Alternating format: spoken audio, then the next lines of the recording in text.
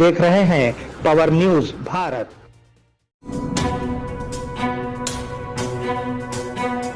नाजरीन आदाब, मैं हूं आमिर जमाल। पावर न्यूज भारत में आप सभी का खैर मकदम है। चलिए नजर डालते हैं आज की अहम सुर्खियों पर। मेरे पास भी सीएम बनने की अहलियत मौजूद है, कांग्रेस लीडर उत्तम कुमार रेड्डी। मैं भी वजीर आला की दौड़ में शामिल हूं, कांग्रेस लीडर श्रीधर बाबू। रेवंत रेड्डी के लिए नेक ख्वाहिशात का इजहार, कांग्रेस लीडर सुनील कुमार। नाजरीन अब खबरों की तफसील। मेरे पास भी सीएम बनने की अहलियत मौजूद है, कांग्रेस लीडर उत्तम कुमार रेड्डी। कांग्रेस पार्टी के सीनियर लीडर उत्तम कुमार रेड्डी ने दिलचस्प तबसरा किया और कहा कि मैं शुरू से ही कांग्रेस पार्टी में रहा हूं, मेरे पास वजीर आला बनने की तमाम अहलियतें मौजूद हैं। मेरी राय हाईकमान तक पहुंचा दी गई है। सीएम के इंतखाब के मामले में कांग्रेस सख्त तरीक़ेकार पर अमल करेगी। हाईकमान इस हवाले से जो फैसला करेगी उसकी पाबंदी की जाएगी। सीएम की दौड़ में ज्यादा लीडर्स का होना गलत नहीं है। मेरे पास भी सीएम बनने की अहलियत मौजूद है। मैं भी वजीर आला की दौड़ में शामिल हूं, कांग्रेस लीडर श्रीधर बाबू। तेलंगाना के सीएम के इंतखाब को लेकर तनाव की सूरत हाल है। मंथनी के कांग्रेस पार्टी एमएलए व साबिका वजीर सुधीर बाबू ने आज ऐलान किया है कि वो भी वजीर आला के ओहदे की दौड़ में शामिल है। उन्होंने कहा कि कांग्रेस पार्टी से इंतखाब जीतने वाले 64 उम्मीदवार भी वजीर आला की दौड़ में शामिल हैं। ताहम उन्होंने वाजे किया कि कांग्रेस पार्टी के हाईकमान का फैसला हतमी है। हाईकमान किसी को भी वजीर आला बना सकती है।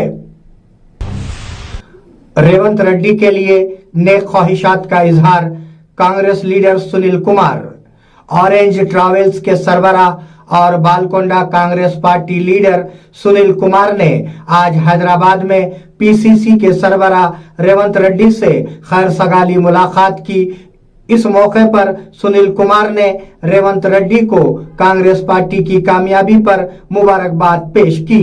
वाज़ेह रहे कि सुनील कुमार बालकोंडा असेंबली हलके से एमएलए उम्मीदवार के तौर पर मुकाबला किया था, लेकिन वो बीआरएस पार्टी के साबिका वजीर विमला प्रशांत रेड्डी से इंतखाब हार गए।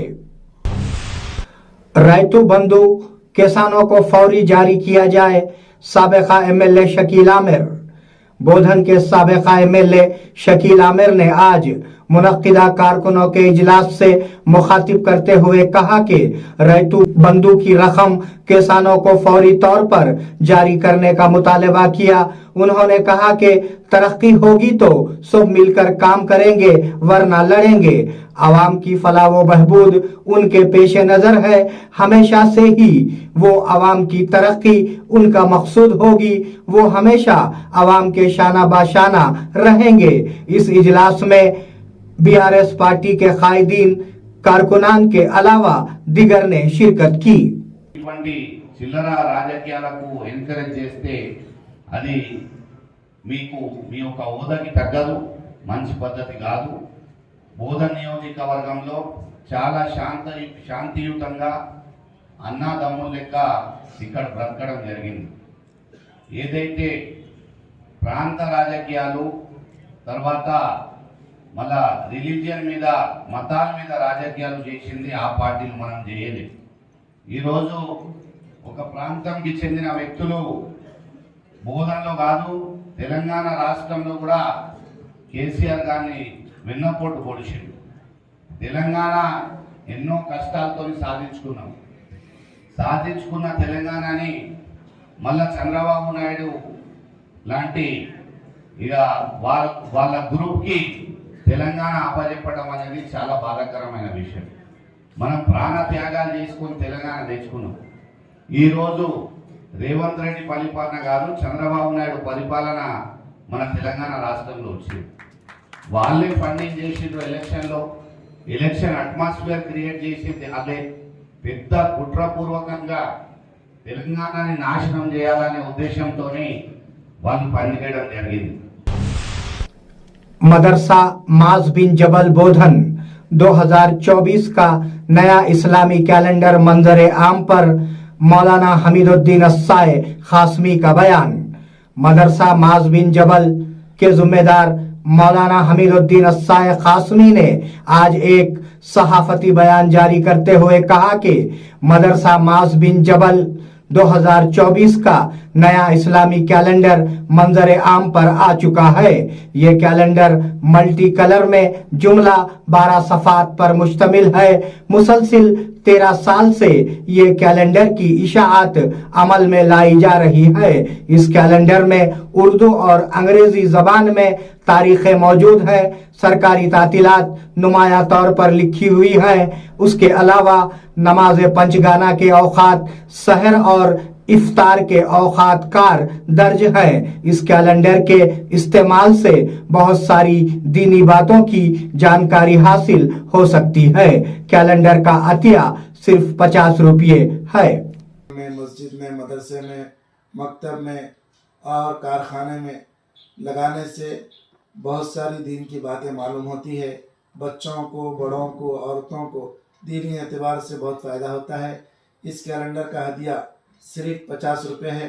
पोस्ट के ज़रिए से भी ये कैलेंडर रवाना किया जाता है। 100 कैलेंडर लेने पर 25 रुपये के हिसाब से ये कैलेंडर होलसेल में मिलेगा।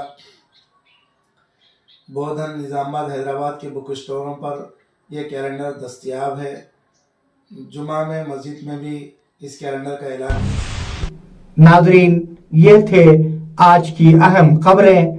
आप जुड़े रहिए पावर न्यूज भारत के साथ। अल्लाह हाफिज, शब्बा खैर।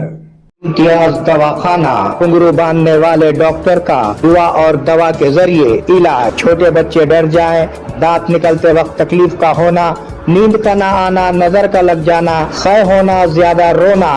इसके अलावा बड़ों के लिए गैसेस, भूख का न लगना, घुटनों में दर्द, बवासीर के अलावा मर्दाना कमजोरी के साथ साथ तमाम जनाना अमराज का गारंटी के साथ किया जाता है इलाज। रब्त कायम करें औकात कार सुबह 11 बजे दिन से शाम 8 बजे तक। मिलने का पता नज़द मदनी मस्जिद, पुराना बस स्टैंड, बोधन।